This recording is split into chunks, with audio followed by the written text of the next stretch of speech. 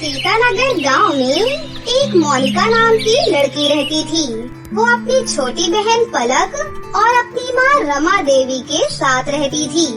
मोनिका की माँ के दोनों पैर खराब थे, इसलिए वो कोई भी काम नहीं कर पाती थी। मोनिका घर चलाने के लिए अचार बेचा करती थी और उसकी बहन पलक भी अचार बनाने में उसकी मदद करती थी। ऐसे ही एक दिन मोनिका अचार बना रही थी, तभी उसकी माँ बोली, मोनिका बेटी, तुम हमारे लिए कितनी मेहनत कर रही हो, पूरा दिन काम करती रहती हो और मैं भी तुम्हारी मदद नहीं कर पाती बेटी। मेरी प्यारी माँ, आप ये कैसी बातें कर रही हैं? देखना, एक दिन हम बहुत अमीर होंगे और मैं बहुत अच्छे से हॉस्पिटल में ले जाकर आपका इलाज करवाऊंगी। हाँ बेटी, तुम ऐसे ही मेहनत करती रहो, एक दिन तुम्हारा सपना जरूर पूरा होगा बेटा। इंसान को हमेशा मेहनत करनी चाहिए। ऐसे ही दिन गुजरते गए। एक दिन मोनिका अचार बेचने के लिए बाजार में जा रही होती है कि तभी कुछ गुंडों ने उसे पकड़ लिया। जितने भी तेरे पास पैसे हैं, वो हमें दे दे, वरना तू बच नहीं पाएगी। भैया, मेरे पास तो पैसे नहीं हैं। मैं अचार बेचने के लिए बाजार जा रही हूँ। ठीक है, फिर एक काम कर, ये सारे अचार तू हमें दे दे, हम इसको बेचकर पैसे ले लेंगे। तुझे चिंता करने की कोई जरूरत नहीं है। आप लोग प्लीज ऐसा मत कीजिए, यही तो एक हमारी रोजी रोटी है, इसे भी आप लोग ले लेंगे तो हम क्या करेंगे? लेकिन वो गुंडे मोनिका की एक नहीं सुनते और मोनिका से अचार छीन लेते हैं और मोनिका को वहाँ से भगा देते हैं, जिस वजह से मोनिका रोते रोते अपने घर वापस आ जाती है।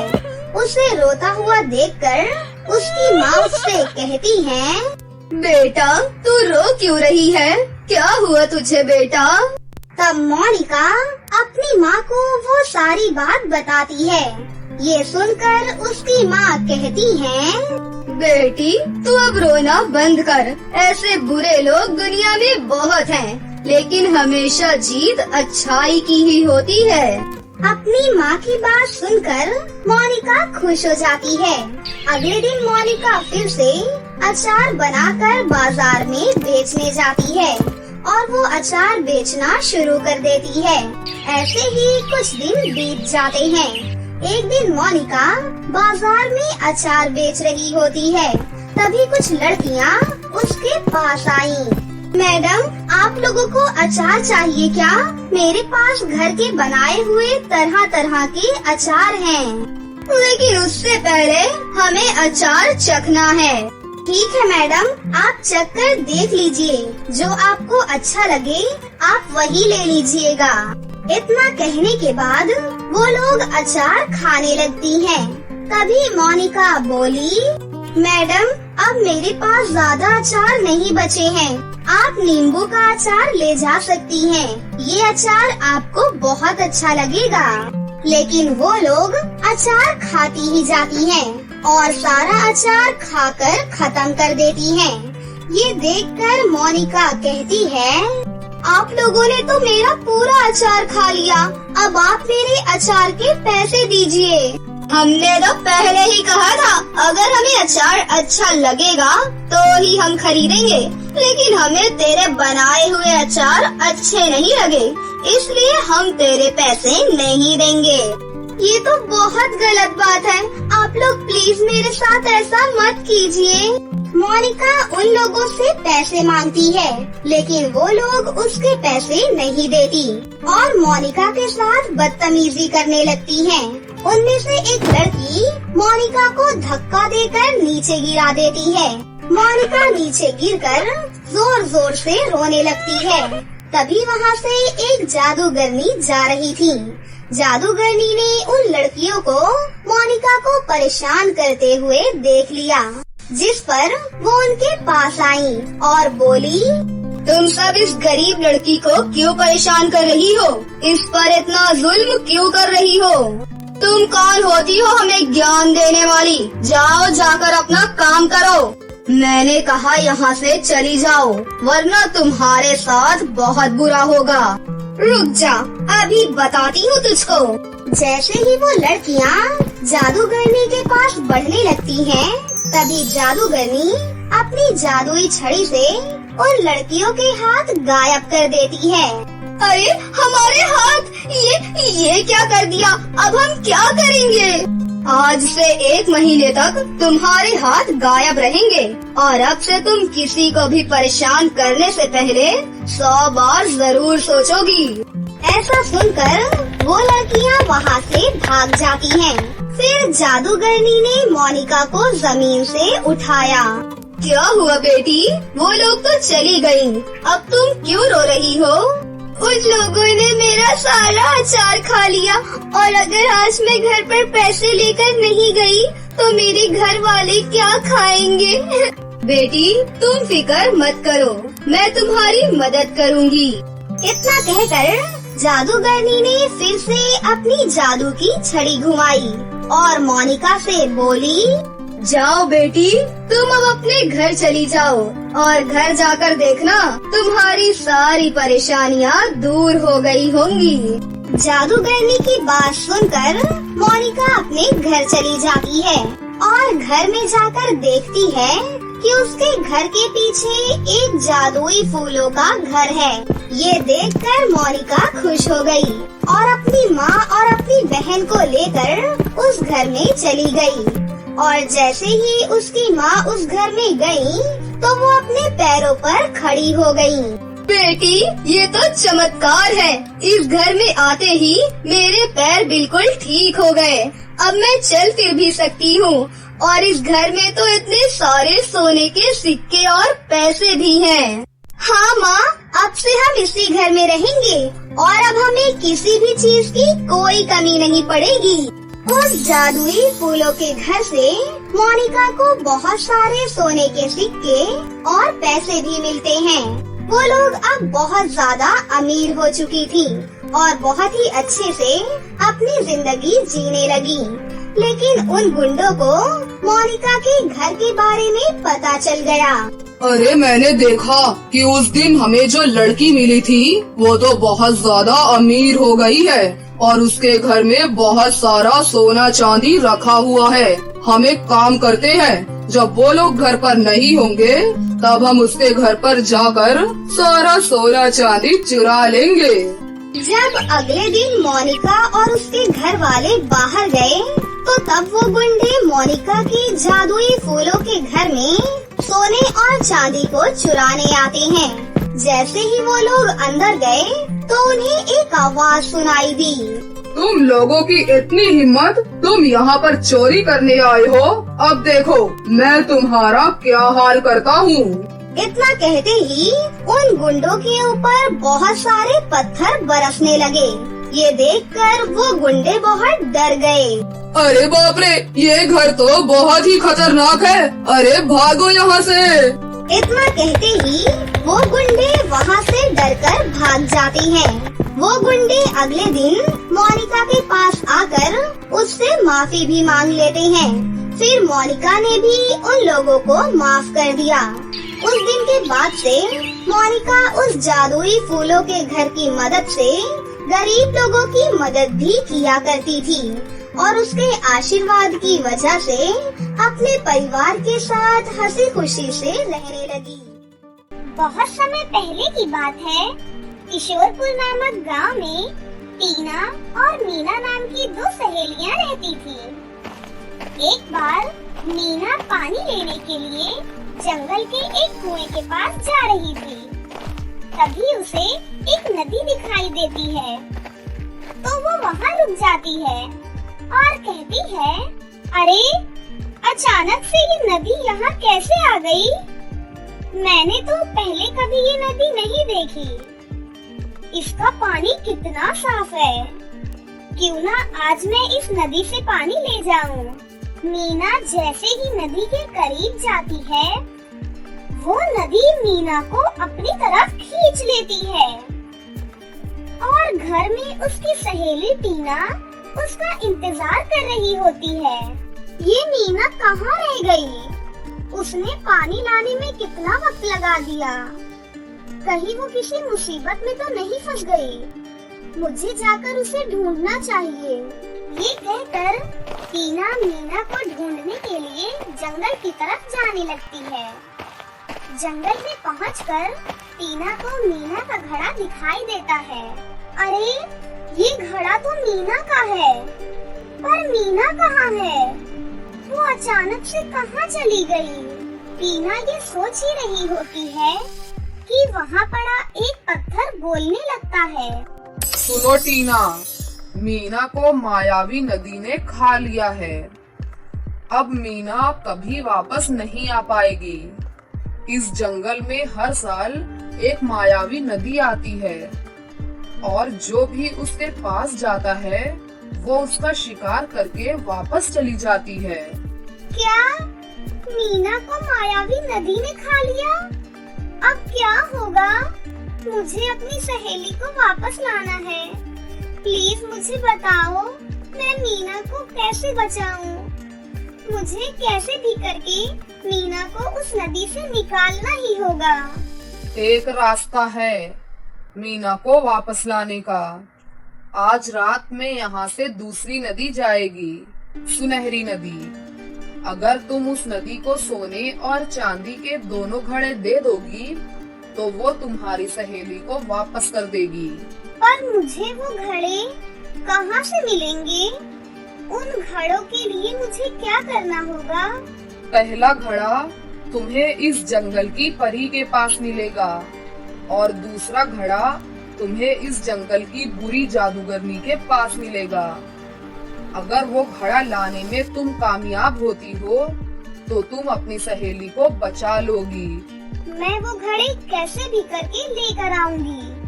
अब मैं चलती हूँ। तुम्हारा बहुत बहुत शुक्रिया मेरी मदद करने के लिए। ये कहकर टीना वो घड़े लेने के लिए जंगल की परी के पास पहुँचती है। परी जी, मैं बहुत मुसीबत में हूँ, प्लीज मेरी मदद करिए। मेरी सहेली मीना मायावी नदी का शिकार बन गई है। मुझे उसे कैसे भी करके वापस लाना है। उसके लिए मुझे वो सोने और चांदी के घड़े चाहिए। तुम शायद जानती नहीं, उस नदी से कभी भी कोई बाहर नहीं आ पाया, क्योंकि किसी की भी हिम्मत नहीं हुई कि वो जंगल की उस बुरी जादूगरनी के पास जाए। अगर मैं तुम्हें सोने का घड़ा दे भी दूं, पर तब भी तुम उस जादूगरनी से चांदी का घड़ा नहीं ला पाओगी। परी जी, मुझे अपनी सहेली को बचाना है, इसलिए मैं उस जादूगरनी के पास जाऊंगी और वो घड़ा जरूर लेकर आऊंगी। अगर ऐसी बात है तो मैं तुम्हें वो घड़ा दे रही हूँ ताकि तुम अपनी सहेली को बचा पाओ। शुक्रिया परी जी, अब मैं चलती हूँ। टीना वो सोने का घड़ा लेने के बाद जादूगरनी के पास जाती है। कौन हो तुम और मेरे इस जंगल में क्या कर रही हो? क्या तुम्हें मुझसे डर नहीं लगता? मेरा नाम टीना है। आज मायावी नदी मेरी सहेली मीना को अपने साथ ले गई। मुझे मीना को वापस लाना है, जिसके लिए मुझे चांदी का घड़ा चाहिए। तुम तो बहुत बहादुर हो, जो बिना डरे मेरे पास आ गई। ठीक है, मैं तुम्हें वो घड़ा दे रही हूँ और आशा करूँगी कि तुम्हें तुम्हारी सहेली मिल जाए। जादूगरनी आंटी जी, आपका बहुत बहुत शुक्रिया इस घड़े के लिए। अब मैं चलती हूँ, उस मायावी नदी का आने का वक्त हो गया है। ये कहकर टीना उसी जगह घड़ा लेकर पहुँच जाती है और कुछ देर बाद वहाँ दूसरी नदी प्रकट हो जाती है, जिसे देखकर टीना कहती है, जादुई नदी, मैं तुम्हारे लिए दोनों घड़े ले आई हूँ। अब तुम मेरी बहन को वापस कर दो। टीना के इतना कहते ही वो दोनों घड़े वहाँ से गायब हो जाते हैं और उनकी जगह मीना आ जाती है। तुम्हारा बहुत बहुत शुक्रिया टीना, मुझे इस जादुई नदी से बाहर निकालने के लिए। अगर तुम मुझे नहीं बचाती तो मैं कभी वापस नहीं आ पाती। कोई बात नहीं मीना, अगर तुम मेरी जगह होती तो तुम भी मुझे इसी तरह बचाती। अब चलो घर चलते हैं, बहुत देर हो चुकी है। उसके बाद वो दोनों घर वापस आ जाते हैं और हंसी खुशी अपनी जिंदगी जीने लगते हैं। एक गांव में रानी और नीलम नाम की दो सहेलियां थीं। दोनों एक ही स्कूल में पढ़ती थीं। नीलम बहुत ही लालची और मतलबी लड़की थी, वही रानी बहुत ही समझदार और ईमानदार लड़की थी। वो हमेशा दूसरों की मदद करती थी। रानी के पापा राजेश एक जादूगर थे। राजेश बहुत ही अच्छे और नेक दिल के थे। वो अपने जादू से दूसरों की मदद किया करते थे। मैं इस रानी की बच्ची से दोस्ती कर लेती हूँ, फिर इसके पापा से जादू सीखूंगी और देखना, फिर मैं बहुत ही अमीर और शक्तिशाली हो जाऊंगी। ये बात सोचते सोचते नीलम रानी के पास जाती है। अरे रानी, तुम्हारे पापा को जादू करना आता है ना? तो तुम्हें भी आता होगा जादू करना, तो क्या तुम मुझे थोड़ा जादू सिखा सकती हो? अरे नहीं नहीं, मुझे तो बस थोड़ा ही जादू करना आता है। और हाँ, जादू सीखना कोई आसान काम नहीं है, बहुत मुश्किल काम है। अरे यार, मेरा सपना है कि मैं एक बहुत बड़ी जादूगरनी बनूं। क्या तुम मेरी कुछ मदद कर सकती हो? एक काम करो, तुम अपने पापा को बोलो ना कि वो मुझे जादू सिखाएंगे। अच्छा ठीक है, मैं अपने पापा से आज बात करूंगी कि वो तुम्हें जादू सिखा दे। रानी कभी कभी अपनी क्लास में बच्चों को जादू दिखाया करती थी। अरे रानी, एक काम करो ना, तुम मुझे गायब करके दिखाओ। रानी अपने जादू से उस बच्ची को गायब कर देती है। ये देखकर सभी बच्चे जोरदार तालियां बजाने लगते हैं। जरा देखो तो इसे, ये पागल छोटा मोटा जादू दिखाकर बच्चों के सामने हीरोइन बन रही है। मैं जल्द ही इसके पापा से जादू सीखूंगी और फिर पूरे गांव पर राज करूंगी। नीलम रानी के पापा से जादू सीखने लगती है और छोटे मोटे जादू करना सीख जाती है। एक दिन, रानी, मुझे तुम्हारे घर पर जाना है। तुम कभी मुझे अपने घर पर क्यों नहीं बुलाती? क्या मैं तुम्हारी अच्छी फ्रेंड नहीं हूँ? अरे नहीं नहीं, ऐसी कोई बात नहीं है। चलो ठीक है, तुम एक काम करो, आज शाम को मेरे घर पर आओ। नीलम शाम को रानी के घर पर पहुंच जाती है। थोड़ी देर बाद रानी के पापा एक झाड़ू पर उड़ते हुए अपने घर पर आते हैं। अरे वाह, कितनी अच्छी झाड़ू है ये।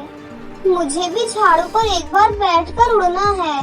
पापा, आप इसे एक बार इस झाड़ू पर बैठकर उड़ा दीजिए। मेरी सहेली का बहुत मन है।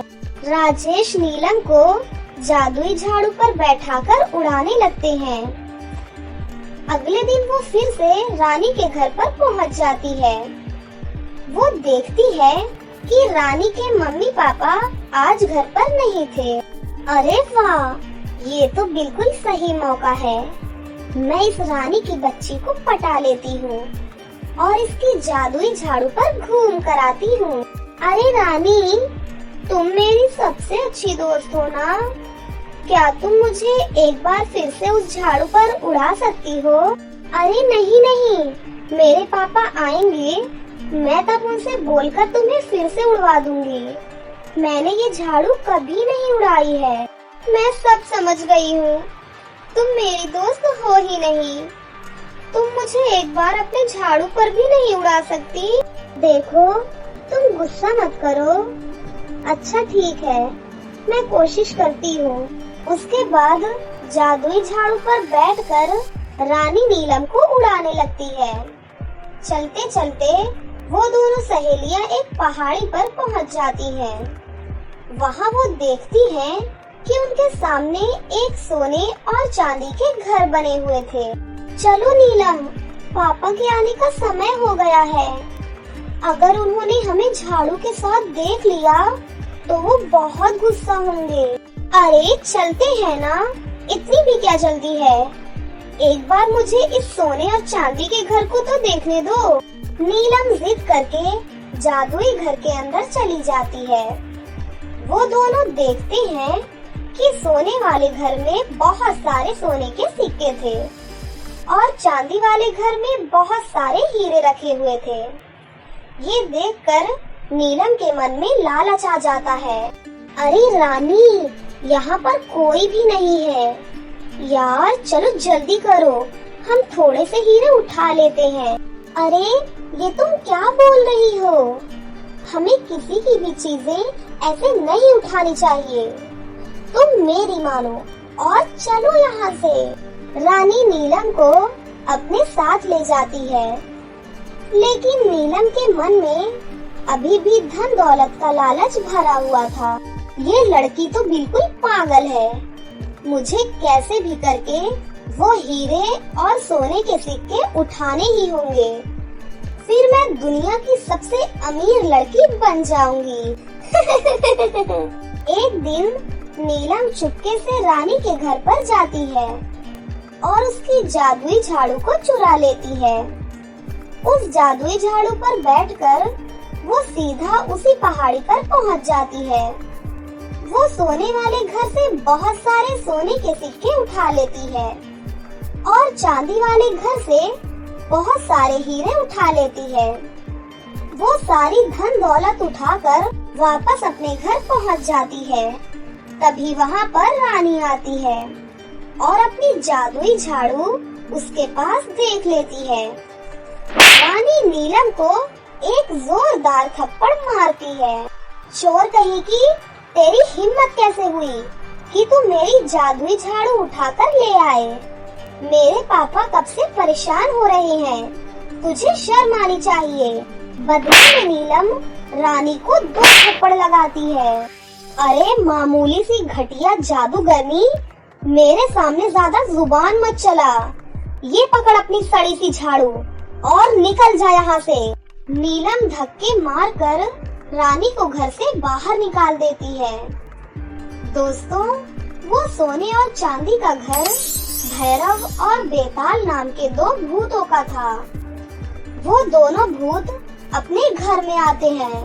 अरे ये देखो, मेरा तो सारा धन चोरी हो गया। क्या तुम चलो मेरे साथ, मेरे घर में भी जाकर देखते हैं। ये क्या, मेरे घर में भी सारे हीरे चोरी हो गए हैं। आखिर ये चोरी की किसने? जिसने भी चोरी की है, मैं उसे जिंदा नहीं छोड़ूंगा।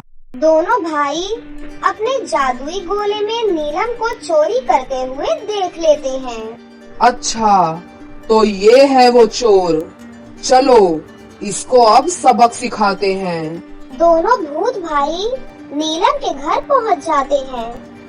नीलम दोनों भूतों को देखकर बुरी तरह डर जाती है। तेरी हिम्मत कैसे हुई कि तुम मेरे घर में आकर चोरी करे? क्या चोर? चोरी? नहीं, मैंने कोई चोरी नहीं की। आपको जरूर कोई गलतफहमी हुई है। देख लालची लड़की, हमसे झूठ बोलने की कोशिश मत करना। हमें सब पता है कि तूने हमारे सोने और चांदी के घर में आकर चोरी की है। अब हम तुझे जिंदा नहीं छोड़ेंगे।